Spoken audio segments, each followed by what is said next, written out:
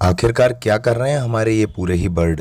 जी हाँ दोस्तों, जैसे ही आज मैं कॉलोनी में पहुंचा तो देख सकते हैं हमारे पूरे ही बर्ड यहाँ पर बैठे हुए हैं और एक बर्ड यहाँ से मटकी उतारने की कर रही है कोशिश और कहीं ले जाने की। तो दोस्तों यहाँ पर आप देख सकते हैं नीचे पिंजरे के पास पूरे ही बर्ड्स का लगा है ढेर। और आखिरकार ये करना क्या चाह रहे हैं मेरी समझ में नहीं आया। फिर काफ़ी देर देखने के बाद समझ में आया कि हमने जो जावा को पीने के लिए पानी दिया था उन्होंने उसके अंदर नहाना शुरू कर दिया है और नहाते नहाते जो पानी बाहर आ रहा है उससे हमारे बजीज बर्ड ले रहे हैं पूरे पूरे मज़े। और देख सकते हैं दोस्तों किस तरह से ये लोग भी नहाने की कोशिश कर रहे हैं।